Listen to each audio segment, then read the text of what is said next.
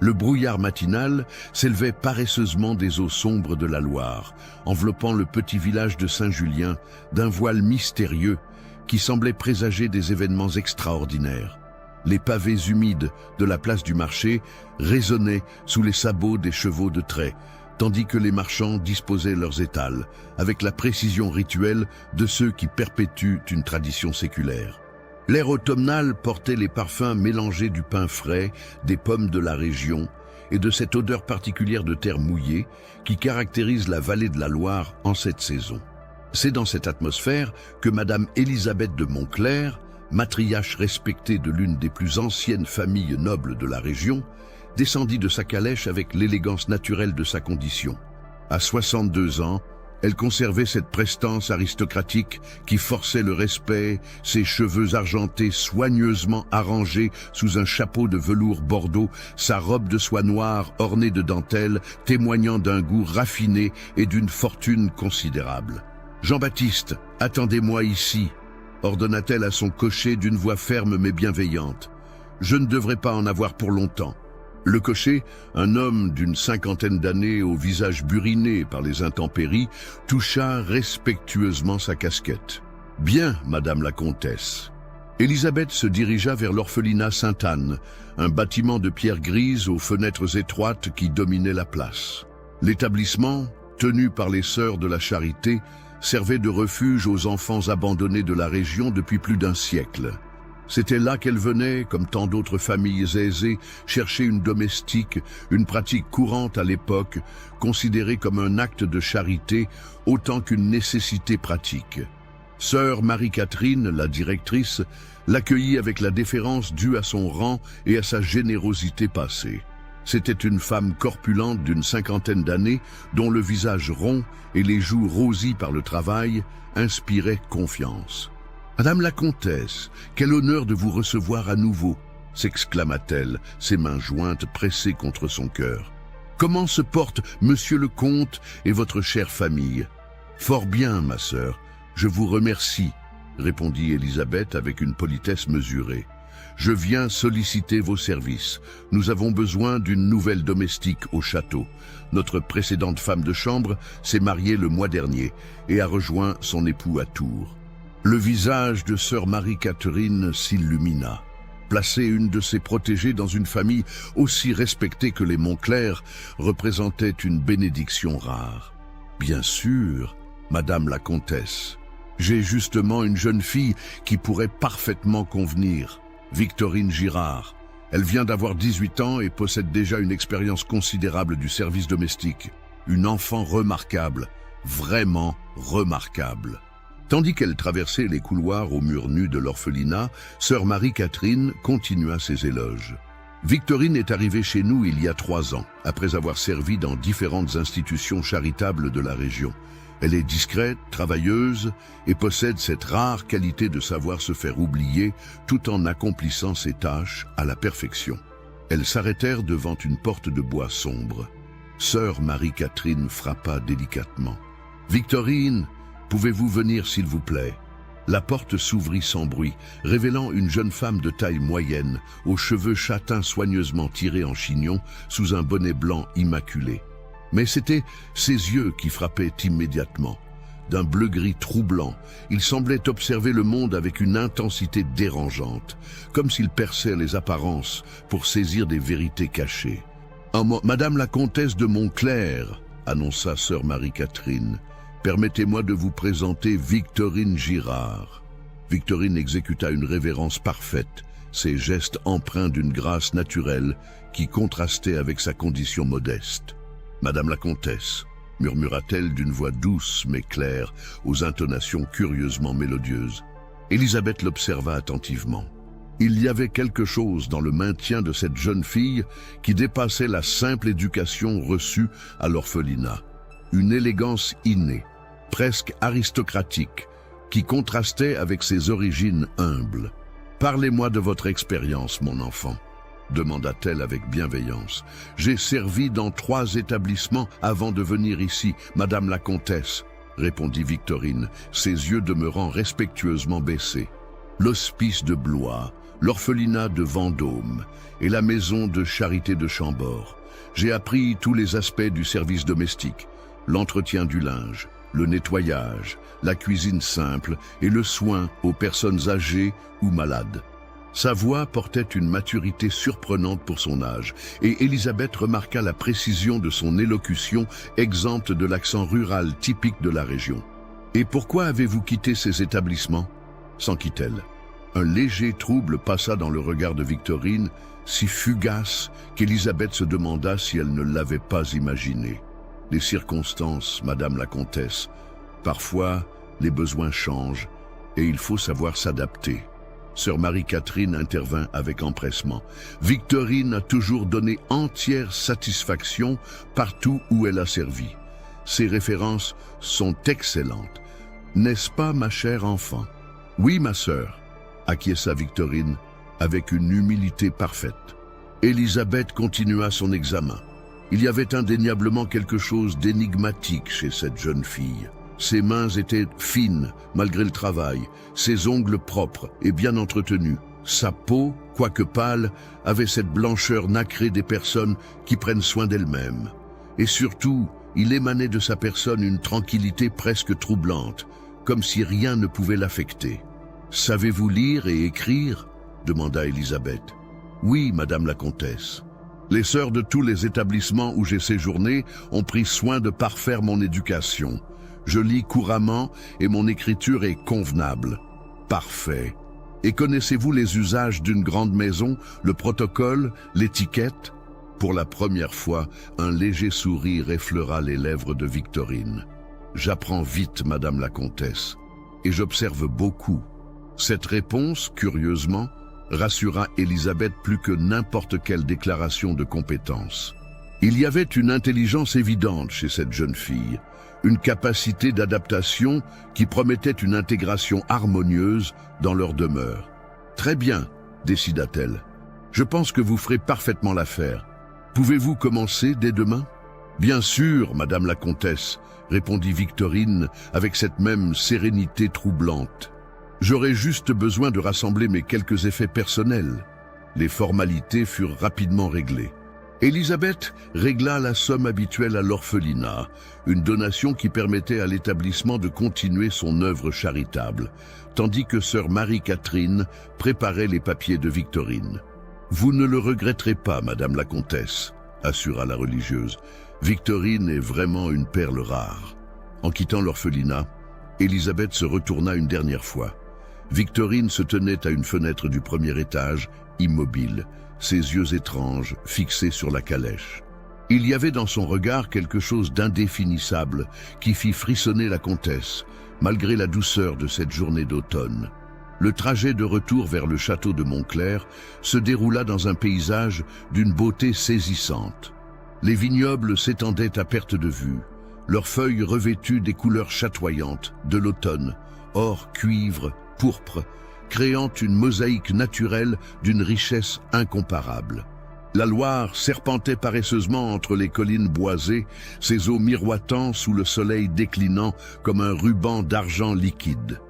Le château apparut au détour d'une courbe, majestueux dans sa splendeur renaissance. Ses tours, rondes coiffées d'ardoises, s'élevaient vers le ciel, tandis que ses fenêtres à meneaux reflétaient les derniers rayons du soleil couchant.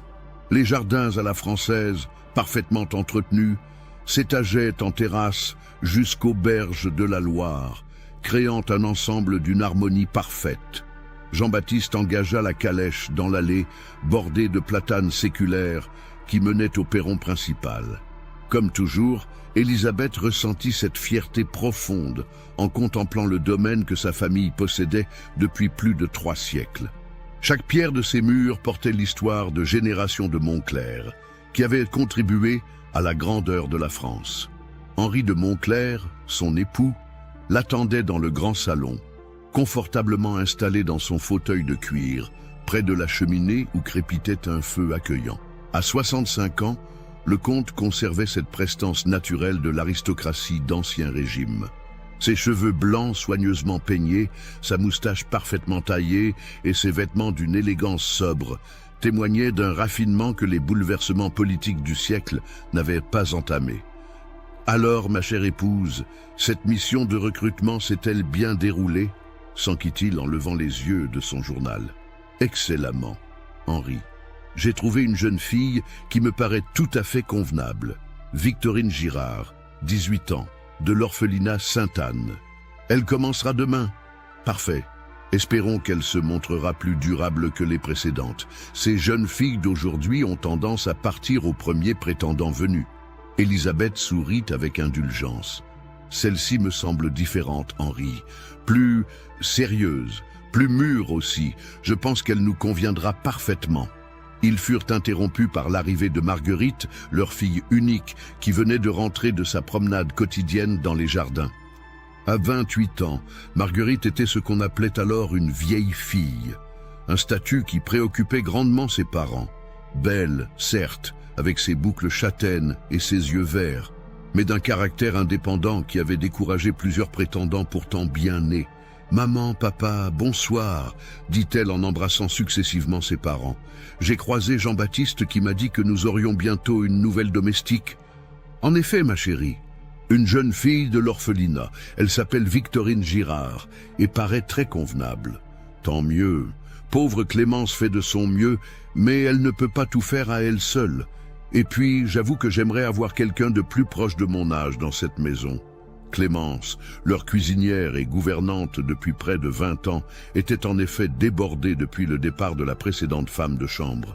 Femme robuste de 45 ans, au caractère bien trempé mais au cœur d'or, elle avait vu grandir Marguerite et la traitait encore parfois comme une enfant, ce qui agaçait quelque peu la jeune femme.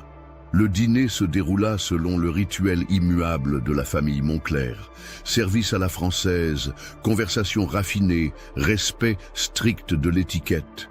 Henri évoqua les nouvelles politiques. La Troisième République consolidait son pouvoir et certaines réformes inquiétaient la noblesse traditionnelle.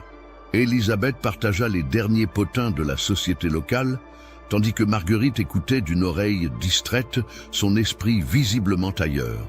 « Au fait, dit soudain Marguerite, Marie-Jeanne du Clos Lucé m'a fait part d'une rumeur curieuse aujourd'hui. »« Quelle rumeur, ma chérie ?» demanda Elisabeth, en portant délicatement sa tasse de thé à ses lèvres. « Il paraît que l'orphelinat de Vendôme a eu des difficultés ces dernières années. Plusieurs décès inexpliqués parmi les pensionnaires âgés. Les gens commencent à jaser. » Henri fronça les sourcils. « Des décès? De quelle nature ? » « C'est bien le problème, papa. Personne ne sait vraiment. Des vieillards en bonne santé qui s'éteignent du jour au lendemain, sans raison apparente. Le médecin local évoque des crises cardiaques, mais... » Elisabeth sentit un léger frisson la parcourir. « Vendôme, dis-tu? »« Oui, pourquoi? »« Oh, rien d'important. Simple curiosité. » Mais intérieurement, Elisabeth ne pouvait s'empêcher de repenser aux paroles de Victorine. L'orphelinat de Vendôme figurait parmi les établissements où elle avait servi. Une coïncidence, certainement. Ces institutions accueillaient souvent des personnes âgées en fin de vie, et les décès y étaient malheureusement fréquents. La soirée s'acheva comme à l'ordinaire. Henri se retira dans son bureau pour s'occuper de correspondance. Marguerite monta dans sa chambre avec un roman, une de ces œuvres modernes que sa mère trouvait quelque peu scandaleuses, et Elisabeth s'installa dans son boudoir pour régler les comptes du château. Mais elle avait du mal à se concentrer sur ces chiffres. L'image de Victorine ne cessait de la hanter. Ses yeux si particuliers, cette sérénité troublante, cette maturité qui dépassait son âge.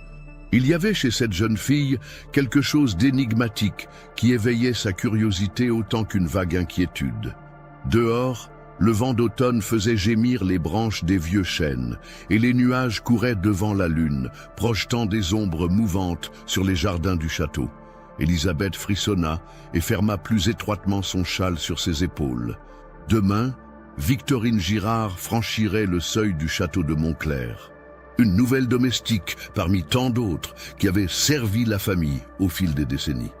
Rien de plus normal, rien de plus banal.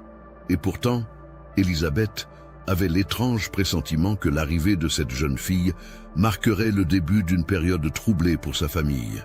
comme si le destin, sous les traits apparemment innocents d'une orpheline de 18 ans, s'apprêtait à franchir leurs portes pour bouleverser à jamais leur existence paisible. Elle secoua la tête, chassant ses pensées superstitieuses. À son âge, elle ne devrait plus se laisser impressionner par des pressentiments sans fondement. Victorine était une jeune fille comme les autres, et elle leur rendrait certainement de bons services. Mais cette nuit-là, ses rêves furent peuplés d'yeux bleu-gris qui la fixaient avec une intensité dérangeante, et elle s'éveilla plusieurs fois en sursaut, le cœur battant, sans pouvoir se rappeler pourquoi. L'aube pointait à peine quand Victorine Girard franchit les grilles du château de Montclair. Elle portait une petite valise de cuir usé, ses seuls biens terrestres, et avançait d'un pas mesuré sur l'allée de gravier, ses bottines ne produisant qu'un léger crissement sur les pierres encore humides de rosée.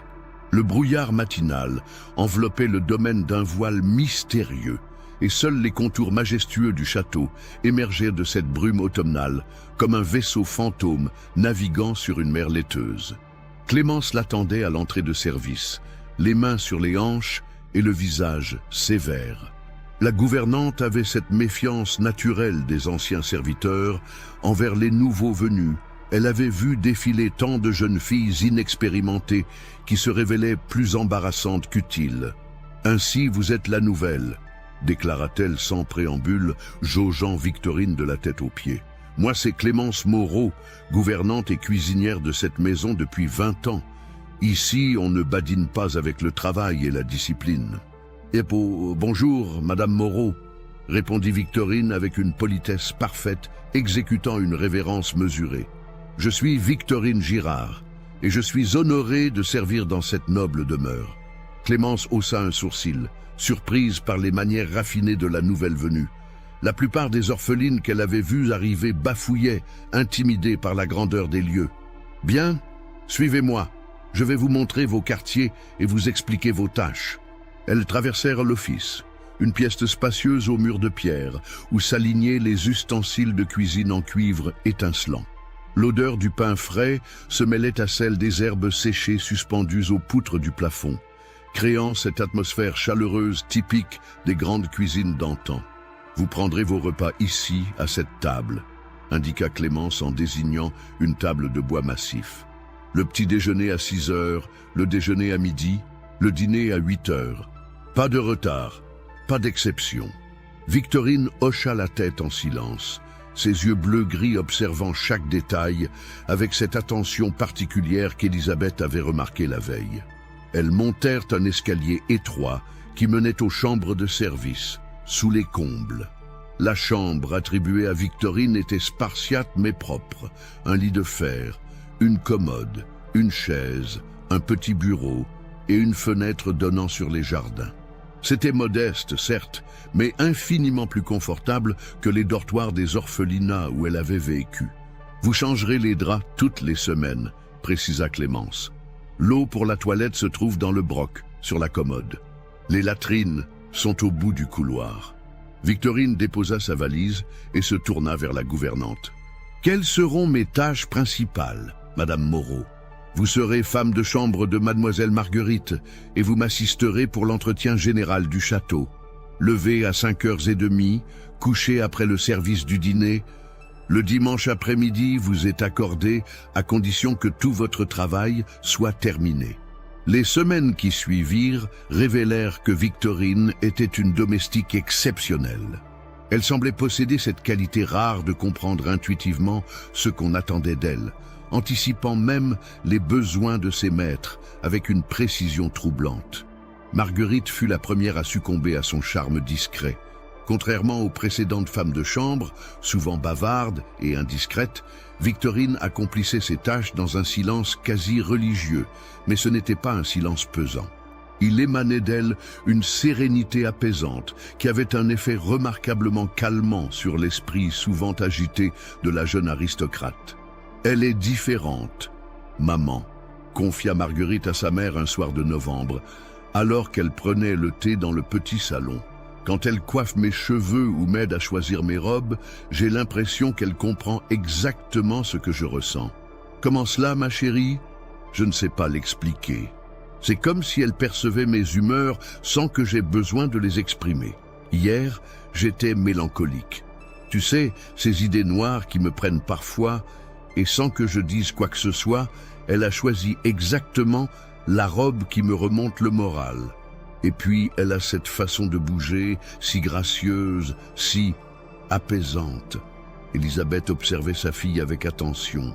Depuis l'arrivée de Victorine, Marguerite semblait effectivement plus sereine, moins sujette à ces accès de mélancolie qui l'inquiétaient tant. Et elle est si cultivée, continua Marguerite avec enthousiasme. Hier, elle m'a aidé à réparer une déchirure dans ma robe de soie bleue, tu sais, celle de Worth, et elle a travaillé avec une habileté extraordinaire. Ses points étaient si fins, si réguliers, qu'on ne voit plus aucune trace de l'accroc. Elle m'a dit qu'elle avait appris la couture fine dans un couvent. Henri, lui aussi, fut conquis par les qualités de la nouvelle domestique. Un matin où il avait renversé de l'encre sur des documents importants, Victorine était apparue comme par magie, avec tout le nécessaire pour nettoyer sans laisser la moindre trace. Elle avait même réussi à sauver partiellement l'un des papiers, utilisant une technique qu'elle disait avoir apprise d'une vieille religieuse qui restaurait les manuscrits anciens. Cette jeune fille est vraiment remarquable, avoua-t-il à son épouse. Elle anticipe tous nos besoins. Et as-tu remarqué comme elle se déplace silencieusement? On ne l'entend jamais arriver. C'est une qualité rare chez une domestique. Et Clémence elle-même, pourtant peu encline aux compliments, dut reconnaître les mérites exceptionnels de Victorine. Non seulement la jeune fille accomplissait toutes ses tâches avec une perfection irréprochable, mais elle semblait posséder des connaissances surprenantes dans les domaines les plus variés. Elle connaît tous les secrets pour entretenir l'argenterie, confia-t-elle au jardinier, Auguste Leblanc, un homme de 60 ans qui servait la famille depuis 30 ans. Et pas seulement l'argenterie, elle m'a montré comment traiter cette tache de vin sur la nappe de dentelle de Madame la Comtesse, celle que je croyais fichue. En 2 jours, plus aucune trace. Auguste, de son côté, avait eu l'occasion d'observer Victorine lors de ses passages dans les jardins. « Il y a quelque chose d'étrange chez cette fille », murmurait-il parfois. « Elle connaît les plantes mieux que moi qui jardine depuis 40 ans. L'autre jour, elle m'a dit exactement quel remède préparer pour soigner les rosiers malades. Et ça a marché !» Mais c'était surtout avec Élisabeth que Victorine développa la relation la plus troublante. La comtesse, qui avait d'abord été séduite par l'efficacité de la jeune fille, se trouvait de plus en plus fascinée par sa personnalité énigmatique. Victorine semblait posséder une culture générale étonnante pour une orpheline. Elle connaissait l'histoire des grandes familles nobles, les subtilités de l'étiquette aristocratique, et même certains détails sur les œuvres d'art qui ornèrent le château. Quand Élisabeth lui demandait d'où elle tenait ses connaissances, elle répondait invariablement « J'ai beaucoup observé et écouté, Madame la Comtesse. Les murs des vieilles demeures ont tant d'histoires à raconter. » Un après-midi de décembre, alors qu'Élisabeth se trouvait dans la bibliothèque, elle surprit Victorine, en train de regarder attentivement un portrait de famille du XVIIe siècle. « Cette toile vous intéresse, Victorine ?» demanda-t-elle. La jeune fille se retourna sans montrer la moindre gêne d'avoir été surprise. « Pardonnez-moi, Madame la Comtesse, je nettoyais le cadre et je n'ai pu m'empêcher d'admirer ce portrait. Cette dame avait un regard si pénétrant. » Élisabeth s'approcha. Le tableau représentait Charlotte de Montclair, une aïeule réputée pour sa beauté, mais aussi pour son caractère impérieux et ses colères terribles. C'est Charlotte de Montclair, l'épouse du 4e comte, une femme remarquable, mais redoutable. Elle terrifiait ses domestiques. « Je comprends », murmura Victorine, ses yeux fixés sur le portrait. Elle avait le don de voir dans les âmes. C'est un talent qui peut effrayer ceux qui ont quelque chose à cacher. Cette réflexion frappa Élisabeth par sa justesse. Comment cette jeune orpheline pouvait-elle cerner avec tant de précision la personnalité d'une femme morte depuis 2 siècles? « Vous avez l'œil, Victorine.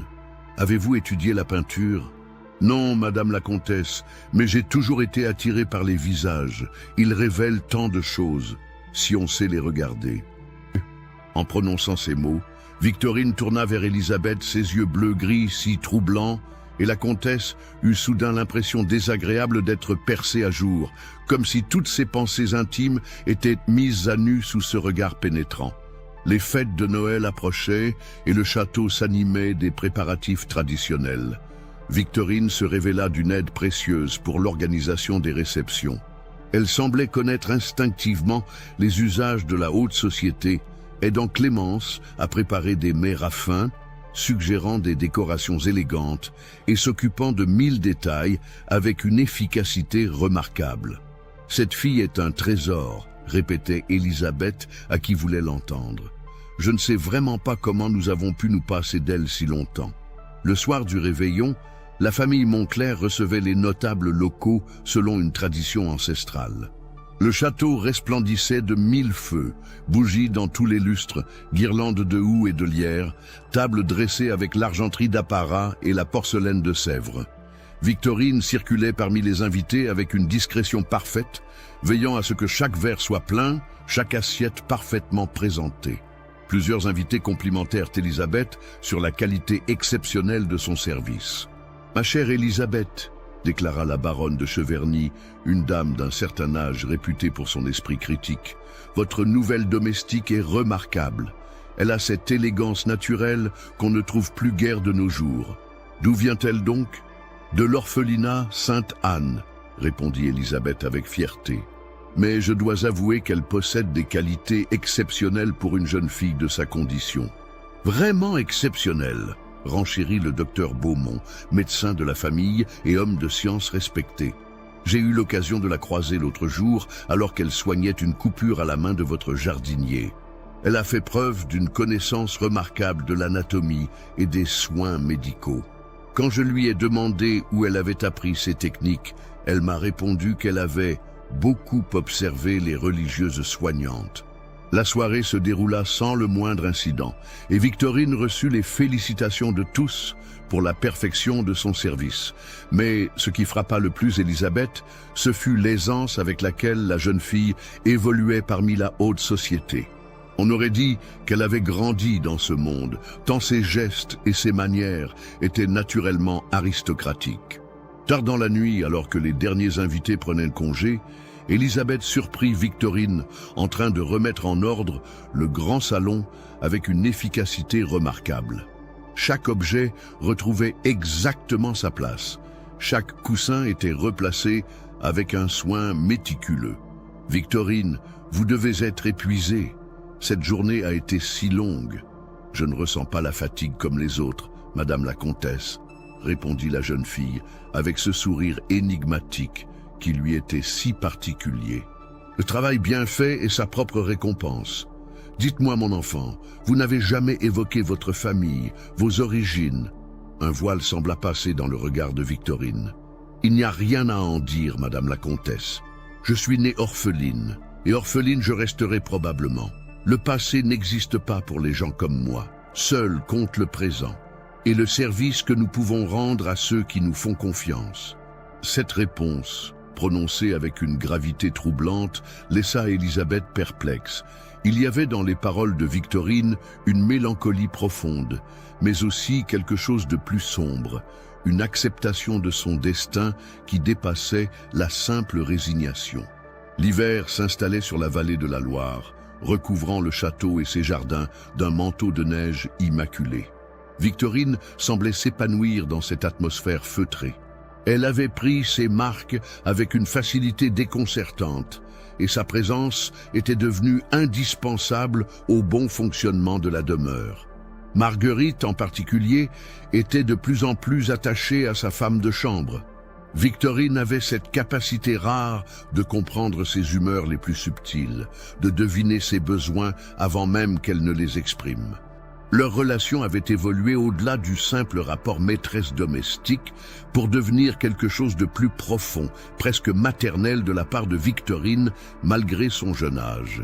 « Elle est comme une sœur aînée », confiait Marguerite à sa mère. « Elle me comprend mieux que quiconque. Parfois, j'ai l'impression qu'elle lit dans mes pensées. » Cette intimité croissante ne manquait pas d'inquiéter légèrement Élisabeth. Elle avait remarqué que sa fille était de plus en plus dépendante de la présence de Victorine, semblant perdre une partie de sa vivacité naturelle quand la jeune fille s'absentait. Un incident, apparemment anodin, vint troubler cette harmonie apparente. Un matin de janvier, Auguste Leblanc fut découvert évanoui dans la serre, sans raison apparente. Le docteur Beaumont, appelé en urgence, ne put expliquer ce malaise soudain. Son pouls est faible mais régulier, diagnostiqua-t-il. Il ne présente aucun symptôme de maladie, peut-être un excès de fatigue ou l'inhalation de vapeurs toxiques dans la serre. Auguste se rétablit rapidement, mais l'incident laissa tout le monde perplexe. Le jardinier lui-même ne gardait aucun souvenir précis de ce qui lui était arrivé. « J'étais en train de soigner les orchidées de Madame la Comtesse », raconta-t-il. « Et puis, j'ai vu cette jeune Victorine qui m'observait depuis l'entrée de la serre. Elle avait ce regard étrange. Et après, plus rien, le trou noir jusqu'à ce que monsieur le docteur me réveille. » Victorine, questionnée, confirma avoir effectivement rendu visite au jardinier pour s'enquérir de la santé des plantes. « Il m'a paru fatigué, dit-elle simplement. J'ai pensé qu'il devrait se reposer. » L'explication était plausible et l'incident fut rapidement oublié. Mais Auguste conserva une méfiance instinctive envers la jeune domestique. « Il y a quelque chose qui cloche chez cette fille, » murmurait-il parfois à Clémence. « Elle me fait froid dans le dos. » Clémence, pourtant, ne partageait pas ses appréhensions. Victorine était devenue son bras droit, l'aidant dans toutes les tâches ménagères avec une compétence remarquable. La cuisine n'avait jamais été si bien tenue, l'argenterie jamais si éclatante, le linge jamais si parfaitement entretenu. « Tu te fais des idées, Auguste, » répondait-elle. « Cette petite est un ange. Elle travaille dur et ne se plaint jamais. On devrait avoir plus de domestiques comme elle. » Février apporta son lot de giboulées et de journées grises, mais l'atmosphère du château demeurait chaleureuse et sereine. Victorine avait définitivement conquis sa place dans la famille Montclair, et chacun semblait s'accommoder parfaitement de sa présence discrète mais constante. C'est alors qu'arriva une lettre qui allait jeter les premiers doutes sur le passé de la jeune domestique. L'enveloppe, adressée à Élisabeth, portait le cachet de l'orphelinat de Vendôme. Sœur Marie-Gabrielle, la directrice, écrivait en ces termes « Chère Madame la Comtesse, j'espère que cette lettre vous trouvera en bonne santé. Je me permets de vous écrire concernant une jeune fille qui a séjourné dans notre établissement il y a quelques années, Victorine Girard. Nous avons récemment procédé au classement de nos archives et j'ai retrouvé des documents concernant son passage chez nous. Je me souviens maintenant de certains incidents troublants qui ont marqué son séjour. Sans vouloir porter d'accusations injustes, je dois vous informer que plusieurs de nos pensionnaires âgés sont décédés dans des circonstances mystérieuses pendant qu'elle était parmi nous. Notre médecin de l'époque, le docteur Morland, n'a jamais pu expliquer ces décès, tous survenus la nuit, sans agonie ni souffrance apparente. Victorine était toujours la dernière à avoir vu ces personnes vivantes s'occupant de leurs soins avec un dévouement remarquable. Nous n'avons jamais eu la moindre preuve de malveillance de sa part, bien au contraire. Elle était exemplaire en tout point.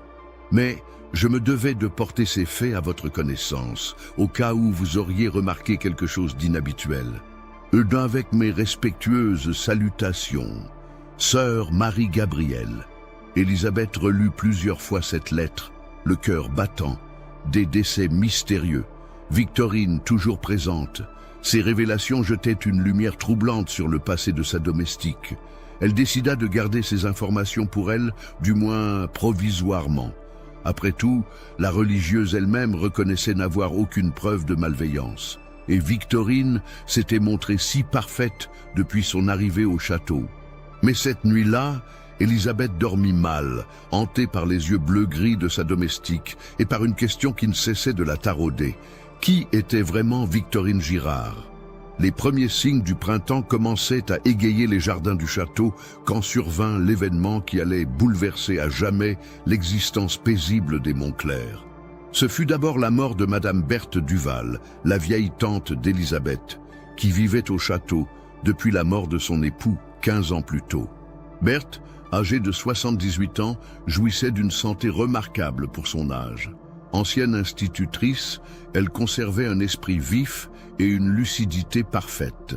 Elle passait ses journées à lire dans la bibliothèque, à correspondre avec d'anciennes élèves et à surveiller l'éducation de Marguerite avec l'œil critique de la pédagogue expérimentée. Ce matin de mars, Clémence la trouva dans son lit, paisible comme si elle dormait, mais définitivement partie vers l'autre monde. Aucun signe de souffrance ne marquait son visage serein, aucune trace de lutte ou d'agonie. Elle semblait simplement s'être endormie pour ne plus se réveiller.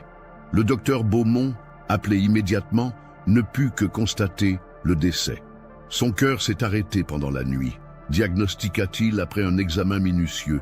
À son âge, c'est hélas fréquent. Elle ne semble avoir éprouvé aucune souffrance. C'est une belle mort, si je puis dire. La famille fut profondément affectée par cette disparition. Berthe était une figure rassurante du château, un pilier de stabilité et de sagesse. Ses funérailles attirèrent tout le gratin local, témoignant de l'estime dans laquelle elle était tenue. Victorine se montra d'un dévouement exemplaire pendant ces journées douloureuses. Elle s'occupait de tous les détails pratiques avec une efficacité remarquable, veillait au confort de la famille éprouvée et accomplissait ses tâches avec une discrétion touchante.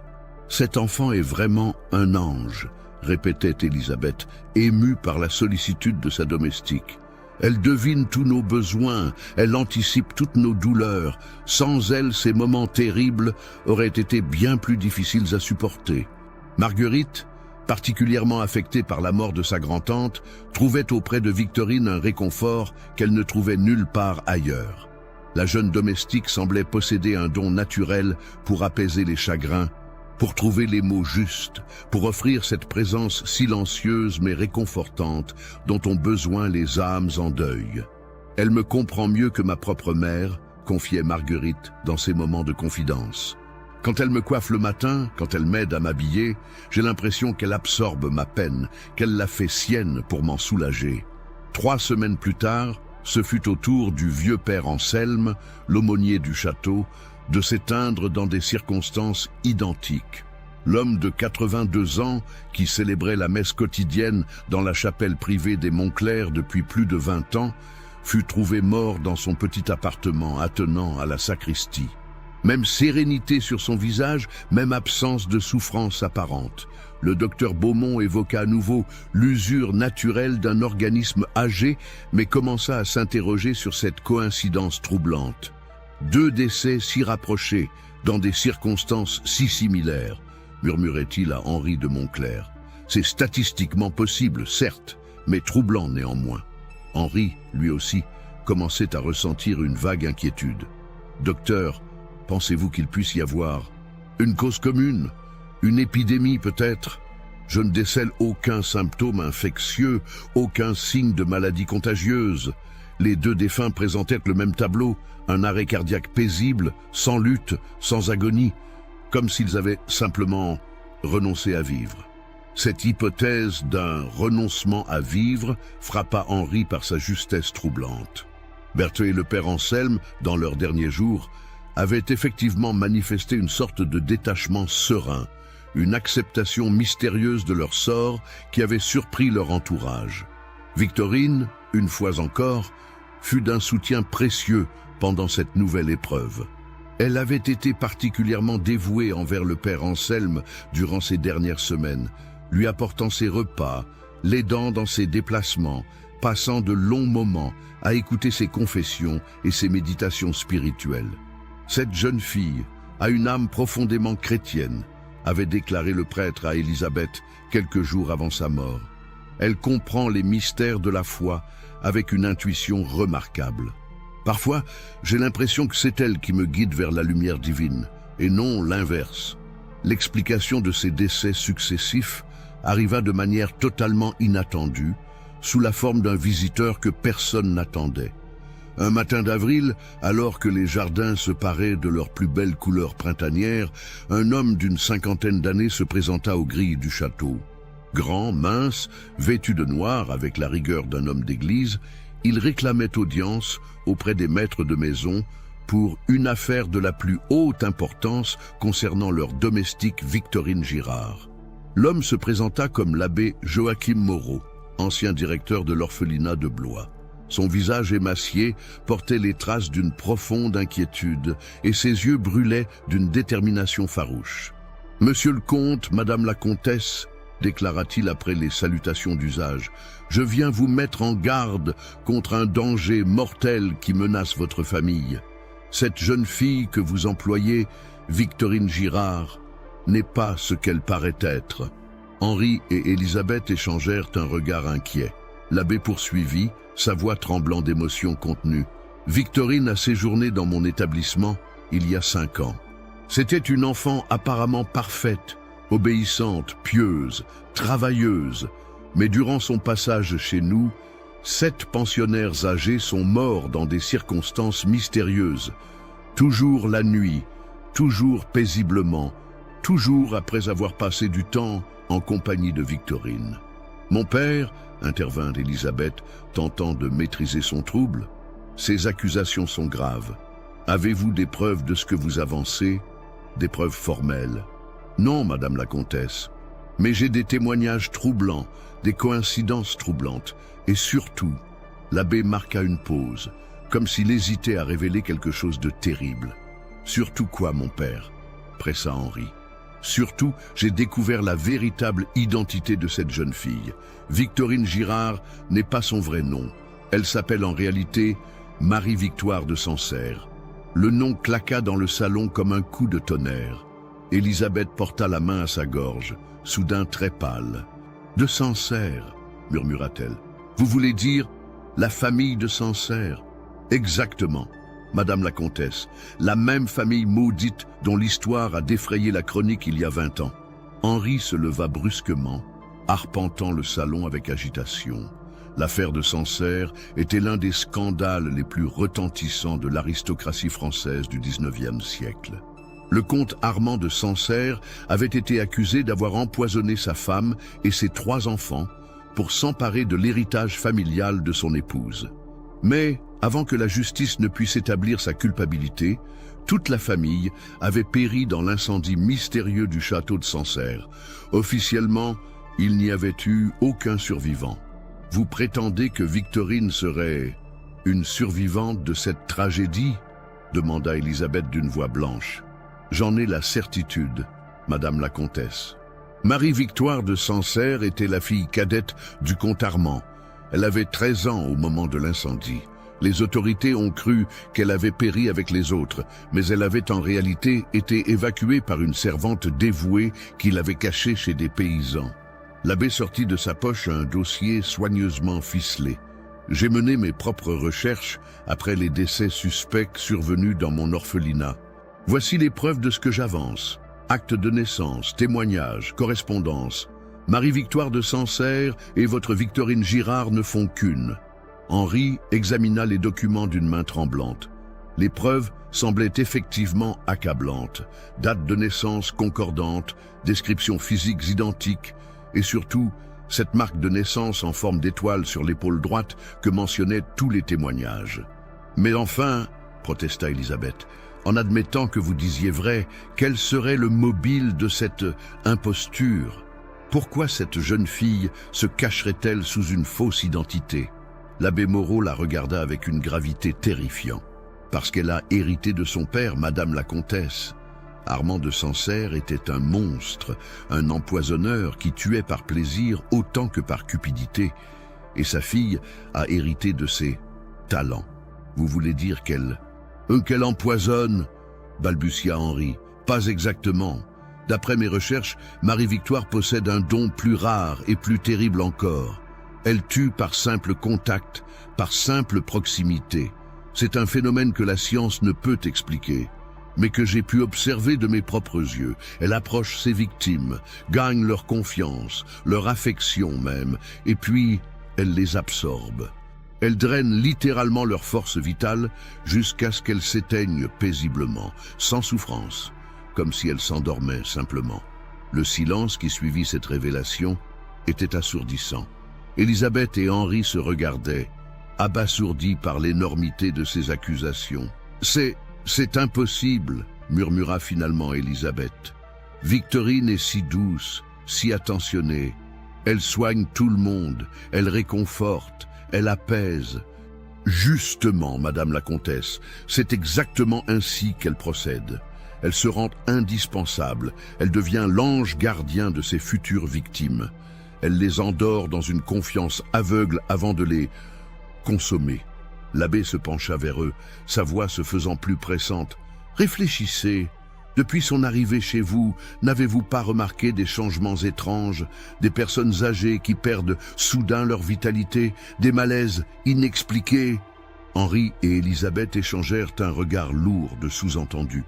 Les décès de Berthe et du père Anselme, l'évanouissement d'Auguste, cette atmosphère étrangement apaisée qui régnait au château depuis l'arrivée de Victorine.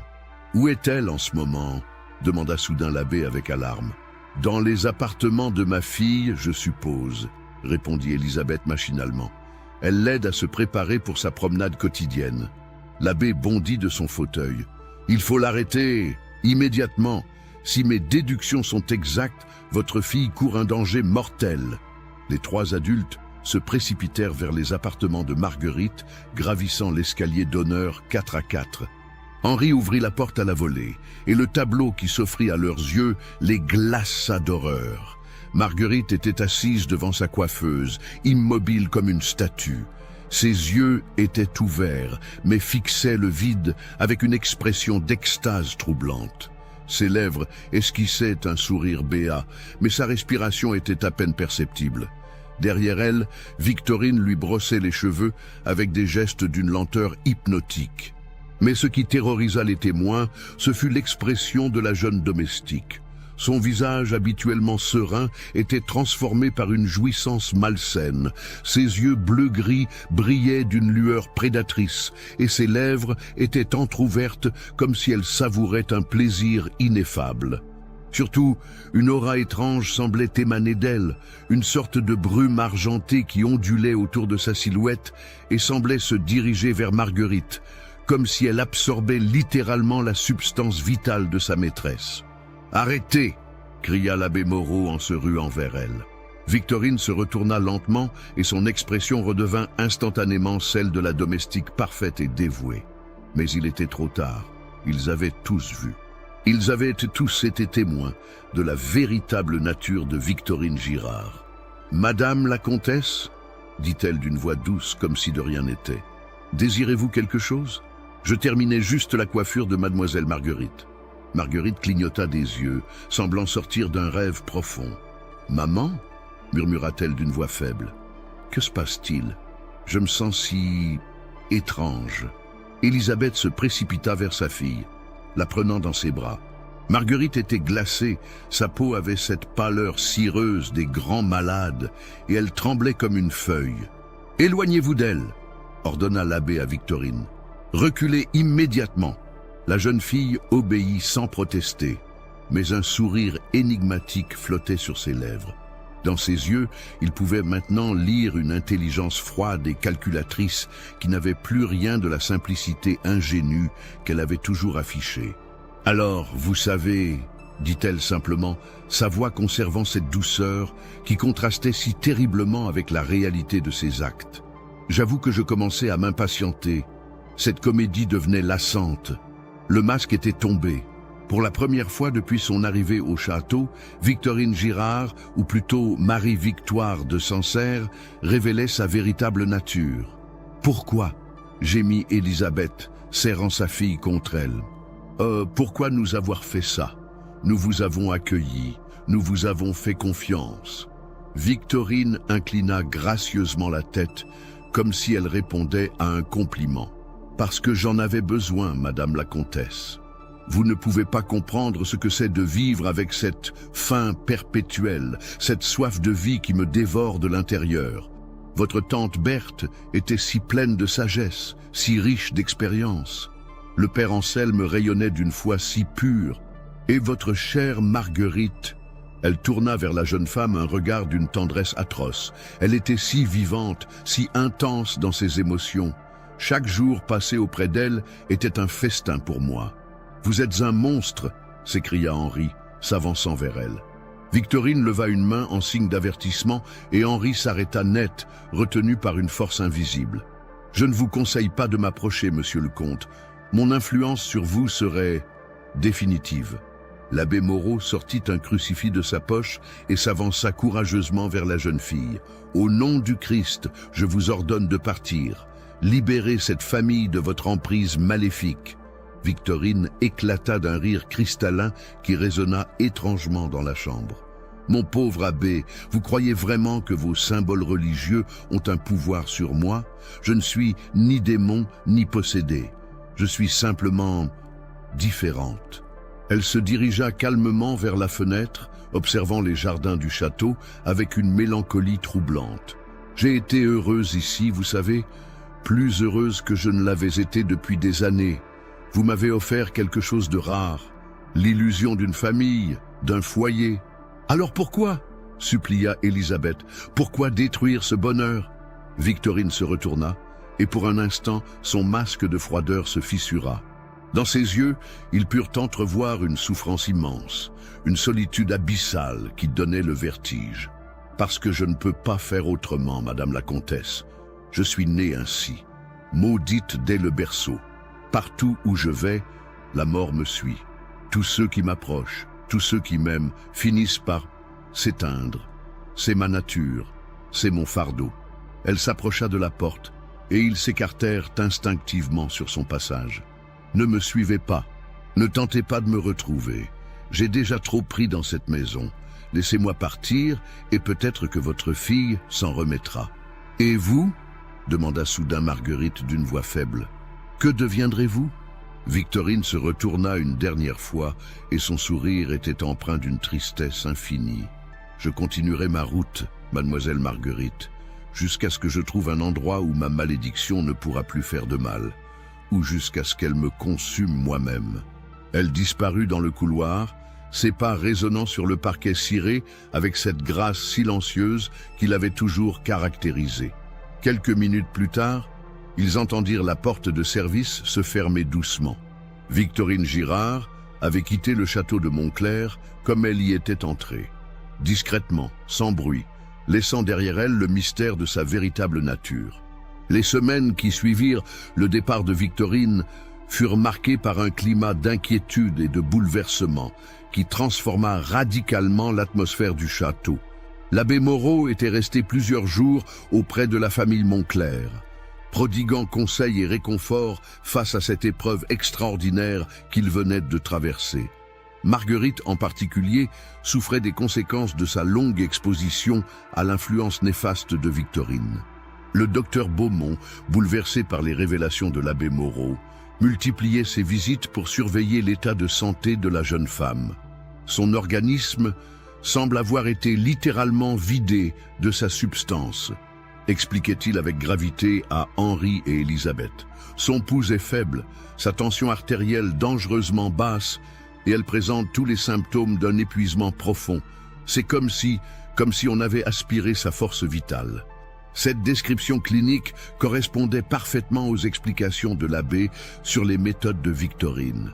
La jeune femme passait ses journées alitée, prostrée dans un état de faiblesse extrême qui rappelait de manière troublante l'état des victimes décrites dans les témoignages recueillis par le religieux. « Elle va s'en remettre, n'est-ce pas, docteur ?» suppliait Élisabeth, rongée par l'angoisse et la culpabilité. Comment avait-elle pu être aveugle à ce point? Comment avait-elle pu exposer sa fille unique à un tel danger? « J'ai bon espoir, Madame la Comtesse. Marguerite est jeune et robuste. Avec du repos, une alimentation riche et du temps, elle devrait récupérer. Mais cela prendra des mois, peut-être des années. » L'abbé Moreau, de son côté, entreprit de rassembler tous les témoignages possibles sur les méfaits de Marie-Victoire de Sancerre, alias Victorine Girard. Ces recherches révélèrent un parcours effroyable, jalonné de morts mystérieuses, dans toutes les institutions où elle avait séjourné.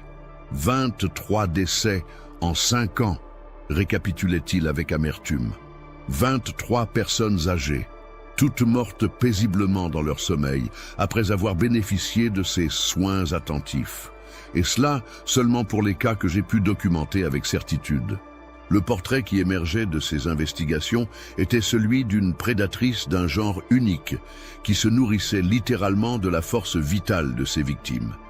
Mais contrairement aux empoisonneurs classiques, elle ne tuait pas par méchanceté ou pour un gain matériel. Elle tuait par nécessité biologique, comme un parasite qui doit se nourrir de son hôte pour survivre. Le plus troublant, confiait l'abbé à Henri lors d'une de leurs longues discussions nocturnes, c'est qu'elle semble éprouver de véritables sentiments pour ses victimes. Elle ne les considère pas comme de simples proies, mais comme des êtres humains dignes d'affection et de respect. C'est ce qui rend sa culpabilité si complexe à appréhender. Cette dimension psychologique du phénomène obsédait Henri. Comment une créature capable d'une telle monstruosité pouvait-elle simultanément faire preuve d'une humanité si touchante? Les dernières paroles de Victorine résonnaient dans sa mémoire. Cette souffrance authentique qu'il avait lue dans ses yeux, cette solitude abyssale qu'elle portait comme un fardeau. Les domestiques restants du château, Clémence et Auguste, furent profondément traumatisés par ces révélations. Clémence, qui avait développé une affection quasi maternelle pour Victorine, sombra dans une mélancolie profonde. « Comment ai-je pu être si aveugle ?» se lamentait-elle. « Cette pauvre petite, j'aurais dû voir qu'elle n'était pas normale. Mais elle était si gentille, si prévenante. Elle m'aidait dans toutes mes tâches. Elle ne se plaignait jamais. » Auguste, lui, éprouvait un mélange de soulagement et de culpabilité. « J'avais senti que quelque chose clochait, » répétait-il. « Mais jamais je n'aurais imaginé une chose pareille. Une gamine de 18 ans, qui aurait pu deviner ?» L'affaire fit rapidement le tour de la région, malgré les efforts de la famille Montclair pour préserver leur intimité. Les domestiques des châteaux voisins colportaient des versions de plus en plus déformées de l'histoire, transformant Victorine tantôt en empoisonneuse, tantôt en sorcière, tantôt en créature démoniaque. Cette publicité malvenue attira l'attention des autorités judiciaires. Le procureur de Blois, maître Augustin Leroy, se présenta au château accompagné de 2 gendarmes pour recueillir les témoignages officiels. « Monsieur le comte, déclara-t-il solennellement, nous avons reçu des informations selon lesquelles une certaine Victorine Girard, employée dans votre demeure, serait impliquée dans plusieurs décès suspects. Je me dois d'ouvrir une enquête officielle. » Henri reçut le magistrat avec la courtoisie due à son rang, mais ne put dissimuler son embarras. Comment expliquer à un homme de loi rationnelle les circonstances extraordinaires de cette affaire? Comment faire comprendre à la justice républicaine l'existence d'un phénomène qui défiait toutes les catégories habituelles du crime? L'abbé Moreau fut d'un précieux secours dans cette épreuve. Son témoignage, étayé par une documentation méticuleuse, donna une crédibilité officielle aux accusations portées contre Victorine. Le procureur, homme cultivé et ouvert d'esprit, écouta avec attention les explications du religieux. « Comprenez bien, monsieur l'abbé, dit-il finalement, que la justice ne peut retenir que des faits matériels. Ces capacités particulières que vous décrivez, pour troublantes qu'elles soient, ne constituent pas des preuves recevables devant un tribunal. Je le comprends parfaitement, monsieur le procureur, mais les faits sont là. 23 décès dans des circonstances identiques, toujours en présence de la même personne. Même sans comprendre le mécanisme exact, nous pouvons établir une corrélation indéniable. L'enquête officielle fut ouverte et des mandats de recherche furent lancés contre Victorine Girard, alias Marie-Victoire de Sancerre, recherchée pour homicide multiple. Mais la jeune femme semblait s'être volatilisée. Aucune trace d'elle ne fut retrouvée, malgré les recherches menées dans toute la France. Elle connaît parfaitement l'art de disparaître, expliquait l'abbé Moreau. Songez qu'elle a survécu incognito pendant 5 ans après la tragédie de Sancerre. Elle maîtrise les techniques de camouflage et de fausse identité. Nous ne la retrouverons que si elle le souhaite. Pendant ce temps, Marguerite luttait courageusement contre les séquelles de son empoisonnement mystique. Avec le soutien de sa famille et les soins attentifs du docteur Beaumont, elle commençait lentement à retrouver des forces. Mais le processus était long et douloureux. J'ai l'impression d'être une convalescente, confiait-elle à sa mère, comme si je renaissais lentement à la vie. Parfois je me réveille la nuit avec l'impression que Victorine est encore là, qu'elle me brosse les cheveux avec cette douceur hypnotique. C'est terrifiant, maman. Les cauchemars étaient fréquents, peuplés d'images oniriques, où Victorine apparaissait tantôt comme l'ange gardien qu'elle avait semblé être, tantôt comme le prédateur qu'elle était en réalité. Marguerite oscillait entre la haine pour celle qui l'avait manipulée et une nostalgie troublante pour ces moments d'intimité qui lui avaient procuré un bien-être si intense. Le plus terrible, avouait-elle dans ces moments de lucidité, c'est que je ne peux pas la détester complètement. Elle m'a fait du mal, oui, mais elle m'a aussi donné quelque chose, une sérénité que je n'avais jamais connue. Comment peut-on éprouver de la gratitude envers son bourreau? Cette ambiguïté des sentiments était précisément ce qui rendait l'emprise de Victorine si redoutable. Elle ne se contentait pas de prendre, elle donnait aussi, offrant à ses victimes un bonheur artificiel mais intense qui créait une dépendance psychologique profonde. L'été 1885 passa dans cette atmosphère lourde d'incertitude et de convalescence. Le château, autrefois si animé, semblait maintenant plongé dans une mélancolie permanente. Les réceptions furent annulées, les visites réduites au minimum, et la famille vécut en quasi-reclusion. C'est au début de l'automne qu'arriva la nouvelle qui allait relancer brutalement l'affaire. Une lettre, postée de Lyon, parvint au château. L'enveloppe ne portait pas d'expéditeur, mais l'écriture fine et élégante était immédiatement reconnaissable. C'était celle de Victorine. Henri l'ouvrit avec des mains tremblantes, sous le regard anxieux de sa famille et de l'abbé Moreau, qui séjournait encore au château. « Chère famille Montclair, j'espère que cette lettre vous trouvera en meilleure santé que je ne vous ai laissée. Marguerite se rétablit-elle? Je prie pour qu'elle retrouve bientôt toute sa vitalité. Je vous écris de Lyon, où j'ai trouvé un nouvel emploi dans un hospice pour vieillards indigents. Ne vous inquiétez pas, je me suis promis de ne plus jamais m'attacher à mes patients. Je me contente de les soigner sans m'impliquer émotionnellement. C'est plus sûr pour tout le monde. Je voulais vous dire combien les mois passés chez vous ont compté pour moi.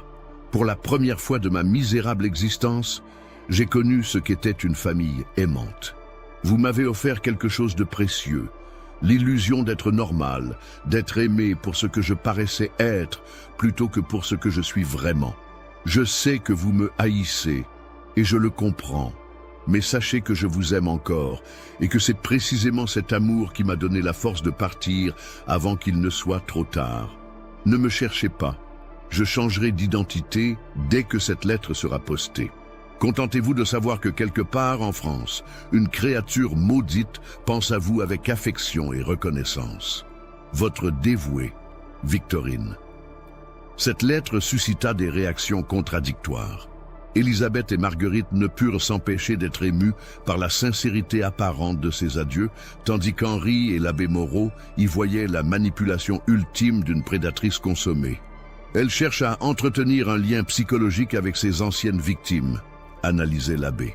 C'est une technique classique des pervers, maintenir l'emprise émotionnelle même à distance. Peut-être, répliquait Marguerite, mais je perçois aussi une souffrance authentique dans ces mots. Cette fille est un monstre, certes, mais un monstre qui souffre de sa condition. N'est-ce pas là une forme de rédemption? Le débat moral soulevé par l'affaire Victorine Girard allait bien au-delà de la simple question judiciaire. Il touchait au fondement même de la nature humaine, à la frontière entre le bien et le mal, entre la responsabilité individuelle et la fatalité biologique. L'automne avança, et avec lui arrivèrent de nouvelles troublantes.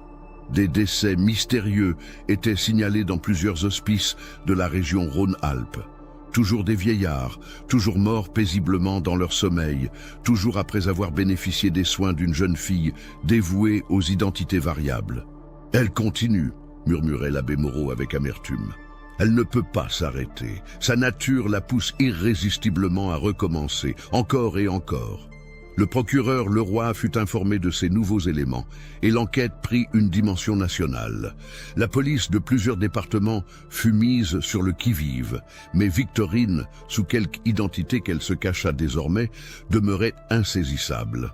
Et comme pour suivre un fantôme, se plaignait l'inspecteur Dubois chargé de l'enquête. Elle maîtrise parfaitement l'art du déguisement et de la fausse identité. Et puis, ces victimes meurent de mort naturelle en apparence. Sans les témoignages de l'abbé Moreau, nous n'aurions même pas su qu'il y avait un crime. Les mois suivants virent se dessiner un sinistre parcours à travers la France. Marseille, Toulouse, Bordeaux, Nantes. Partout où passait l'ombre de Victorine, la mort la suivait comme une compagne fidèle. Sous les identités successives de Marie Dubois, Célestine Moreau, Angélique Lafont, elle continuait son œuvre macabre, s'employant toujours auprès des plus vulnérables, vieillards abandonnés, malades en fin de vie, orphelins déshérités. L'abbé Moreau avait fait de sa traque une mission personnelle. Il sillonnait la France, suivant les traces de celle qu'il considérait comme l'incarnation du mal, recueillant témoignages et indices, tentant vainement de devancer ses déplacements. Mais Victorine semblait toujours avoir un temps d'avance, disparaissant d'un endroit juste avant que les autorités n'arrivent. Elle a développé un véritable réseau de complicités involontaires, expliquait-il dans ses rapports au procureur Leroy. Partout où elle passe, elle laisse derrière elle des gens qui l'ont aimée, qui la défendent, qui refusent de croire à sa culpabilité. Même confrontée aux preuves, il préfère penser qu'elle est victime d'une machination. Cette capacité à inspirer un attachement indéfectible était peut-être l'aspect le plus troublant de la personnalité de Victorine. Même les familles de ses victimes, quand elles acceptaient enfin la réalité de ses crimes, conservaient pour elle une affection ambiguë qui déconcertait les enquêteurs. Au château de Montclair, la vie avait repris un cours apparemment normal, mais les cicatrices de l'épisode Victorine demeuraient profondes. Marguerite, complètement rétablie physiquement, conservait néanmoins des séquelles psychologiques durables. Elle était devenue plus méfiante, plus solitaire, comme si l'expérience de la manipulation avait définitivement altéré sa capacité à faire confiance. « Je scrute maintenant le regard de tous ceux qui m'approchent », confiait-elle à sa mère. Je cherche cette lueur particulière que j'avais vue dans les yeux de Victorine ce dernier jour. Cette intelligence froide qui calculait derrière le masque de la douceur. Comment peut-on vivre en sachant que de tels êtres existent? Henri avait vieilli prématurément sous le choc de ces événements. Lui qui avait toujours vécu dans la certitude rassurante de son monde ordonné, gouverné par des règles sociales et morales claires, découvrait l'existence de zones d'ombre où les catégories habituelles du bien et du mal perdaient leur évidence. « J'ai relu tous les grands philosophes », disait-il à l'abbé lors de ses visites. Aristote, Thomas d'Aquin, Descartes, aucun d'eux n'a envisagé l'existence d'êtres comme Victorine. Comment classer moralement une créature qui tue par nécessité biologique tout en éprouvant de l'amour pour ses victimes? Élisabeth, elle, s'était tournée vers la religion avec une ferveur nouvelle. Elle multipliait les œuvres de charité comme si elle cherchait à expier la culpabilité d'avoir introduit le mal dans sa demeure. Mais même dans la prière, elle ne parvenait pas à haïr complètement celle qui avait failli détruire sa famille. « Je prie pour elle chaque soir », avouait-elle au père Anselme nouvellement nommé. « Pour son âme damnée, pour qu'elle trouve la paix. Est-ce un péché, mon père, d'éprouver de la pitié pour un tel monstre ? » « La pitié est une vertu chrétienne, ma fille, » répondait le prêtre. « Même les plus grands criminels restent des créatures de Dieu. Peut-être votre compassion est-elle le seul espoir de rédemption de cette malheureuse. » L'affaire prit une dimension nouvelle quand des journalistes parisiens s'en emparèrent. Le Petit Journal, Le Figaro, l'Illustration consacrèrent des articles sensations au crime mystérieux de l'ange de la mort. L'imagination populaire s'empara du personnage de Victorine, la transformant en figure mythique, mi-ange, mi-démon, incarnation de tous les fantasmes et de toutes les peurs de l'époque. Des romans populaires s'inspirèrent de son histoire, des pièces de théâtre furent écrites, des chansons composées. Victorine Girard était devenue un mythe, mais un mythe fondé sur une réalité terrifiante que seuls quelques initiés connaissaient vraiment. Elle est devenue immortelle, observait amèrement l'abbé Moreau, plus immortelle que ses victimes, en tout cas. Son nom traversera les siècles, alors que ceux qu'elle a tués sont déjà oubliés. Il y a là une injustice cosmique qui me révolte. L'année 1887 apporta un événement inattendu qui relança l'enquête. Une femme se présenta spontanément au commissariat central de Paris, réclamant à parler aux enquêteurs chargés de l'affaire Victorine Girard. Il s'agissait de sœur Marie Perpétue, une religieuse âgée qui dirigeait un hospice de Montmartre. « J'ai hébergé cette jeune fille pendant 3 mois l'hiver dernier », déclara-t-elle. Elle se faisait appeler Victoire de la Croix et servait comme infirmière bénévole. 12 de nos pensionnaires sont morts pendant cette période. Mais sœur Marie Perpétue apportait plus que de nouveaux témoignages. Elle avait réussi ce que personne n'avait accompli jusque-là, percer le secret de Victorine. « Cet enfant m'a fait des confidences », expliqua-t-elle. Dans ces moments de faiblesse, elle m'a révélé des choses terribles. Elle m'a raconté son enfance au château de Sancerre, l'atmosphère de violence et de perversion qui y régnait, les expériences que son père menait sur elle et ses frères. Les révélations de la religieuse jetaient un éclairage nouveau sur la personnalité de Victorine. Armand de Sancerre n'était pas seulement un empoisonneur, c'était un homme fasciné par les sciences occultes, par les frontières entre la vie et la mort. Il avait soumis ses propres enfants à des rituels abominables, tentant de leur transmettre des pouvoirs surnaturels. Marie-Victoire était la seule à avoir survécu à ces expériences, poursuivait sœur Marie Perpétue, mais au prix d'une transformation horrible. Elle était devenue un être hybride entre la vie et la mort, condamné à se nourrir de la force vitale d'autrui pour maintenir sa propre existence. Ces explications, pour fantastiques qu'elles parussent, éclairaient enfin la nature véritable de Victorine. Elle n'était pas seulement une tueuse, elle était une victime transformée en bourreau par les expériences monstrueuses de son père. Sa culpabilité s'en trouvait singulièrement compliquée. Elle m'a dit qu'elle avait tenté plusieurs fois de mettre fin à ses jours, continuait la religieuse, mais elle ne peut pas mourir. Ou plutôt, elle meurt chaque jour un peu plus, mais sans jamais pouvoir trouver le repos définitif. C'est sa malédiction, vivre éternellement en se nourrissant de la mort des autres. Cette révélation bouleversa la compréhension de l'affaire. Victorine n'était plus seulement une criminelle à traquer, elle était une créature maudite, condamnée à errer indéfiniment en semant la mort sur son passage. Comment la justice humaine pouvait-elle juger un tel être? L'abbé Moreau, informé de ces nouveaux éléments, ressentit un trouble profond. Sa certitude morale vacillait face à cette complexité inattendue. Si elle est véritablement victime de cette malédiction, se demandait-il, ma mission est-elle de la châtier ou de la sauver? Il décida de tenter une approche nouvelle. Au lieu de poursuivre Victorine pour la livrer à la justice, il entreprit de la rechercher pour lui offrir l'aide de l'Église. Peut-être existe-t-il un moyen de briser cette malédiction, écrivit-il au Vatican. Un exorcisme, une bénédiction, une intervention divine. Mais Victorine semblait avoir définitivement disparu. Les derniers témoignages la situaient dans le sud-ouest, puis plus rien. Comme si elle s'était volatilisée, ou comme si elle avait enfin trouvé le moyen de mettre fin à son existence maudite. Les années passèrent sans nouvelles traces d'elle. L'enquête officielle fut classée sans suite, faute de preuves matérielles suffisantes. Seuls quelques initiés conservaient le souvenir précis de ces événements extraordinaires.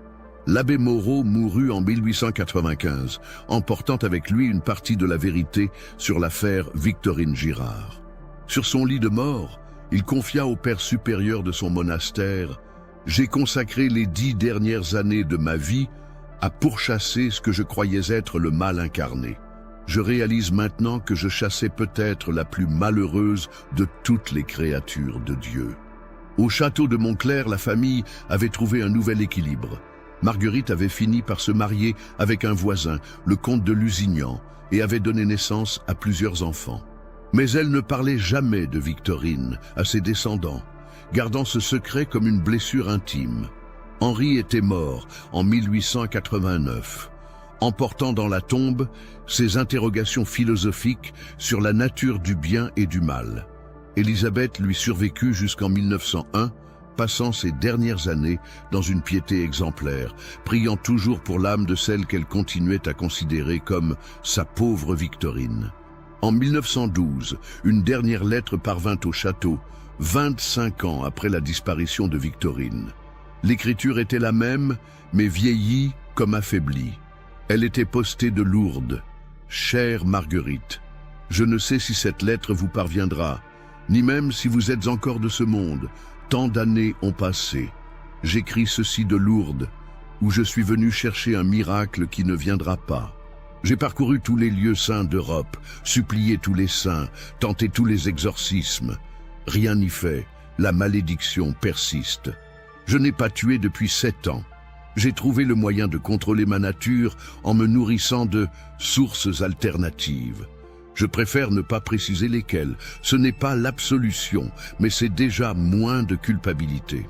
Je pense souvent à vous, à votre famille, à ces mois de bonheur que vous m'avez offerts. C'est le seul souvenir lumineux de ma misérable existence. Si par miracle cette lettre vous parvient et que vous vous souvenez encore de moi, sachez que quelque part dans ce monde, une âme damnée vous aime encore et vous bénit de lui avoir donné, l'espace de quelques mois, l'illusion d'être humaine. Votre dévouée pour l'éternité, Victorine.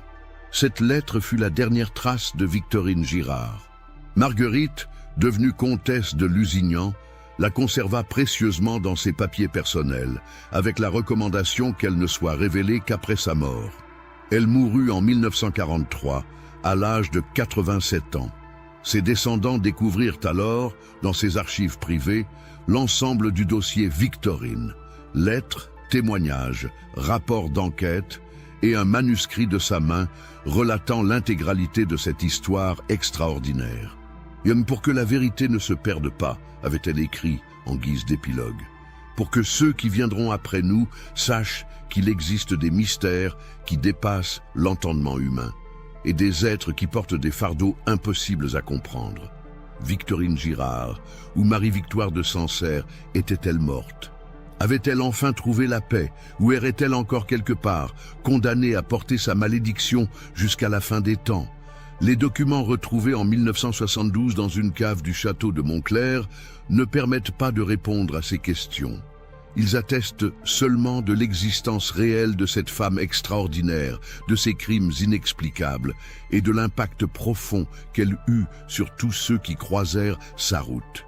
Car c'est peut-être là la véritable leçon de l'histoire de Victorine. Au-delà du mystère de sa nature, au-delà de l'horreur de ses actes, elle fut avant tout un être humain, si l'on peut encore employer ce terme, capable d'aimer et d'être aimé, de souffrir et de faire souffrir, de chercher désespérément une rédemption qui lui était refusée. Son nom est passé dans la légende locale de la vallée de la Loire. Les vieux châtelains murmurent encore son histoire aux veillées d'hiver. Les domestiques se signent quand ils évoquent la servante qui aspirait l'âme. Et parfois, dans les hospices de France, quand un vieillard meurt paisiblement dans son sommeil après avoir parlé d'une jeune fille aux yeux bleu-gris qui lui brossait tendrement les cheveux, les infirmières échangent des regards troublés et font le signe de croix. Car qui peut dire avec certitude que Victorine Girard, l'emprégada mais sans grand tas de France, ait vraiment trouvé le repos? Les mystères de l'âme humaine, les frontières entre le bien et le mal, la possibilité de rédemption même pour les êtres les plus maudits, autant de questions que soulève cette histoire troublante et qui demeure, aujourd'hui encore, sans réponse définitive. L'histoire se souvient rarement des domestiques, mais l'histoire n'oubliera jamais Victorine Girard. Cette histoire, inspirée des archives découvertes au château de Montclair en 1972, mélange éléments documentaires et fiction. Bien qu'aucune preuve formelle n'existe concernant l'existence réelle de Victorine Girard, Marie-Victoire de Sancerre, les témoignages recueillis suggèrent qu'un phénomène extraordinaire s'est effectivement produit dans la vallée de la Loire entre 1884 et 1887. Les noms des lieux et certains personnages ont été modifiés pour protéger la mémoire des familles concernées.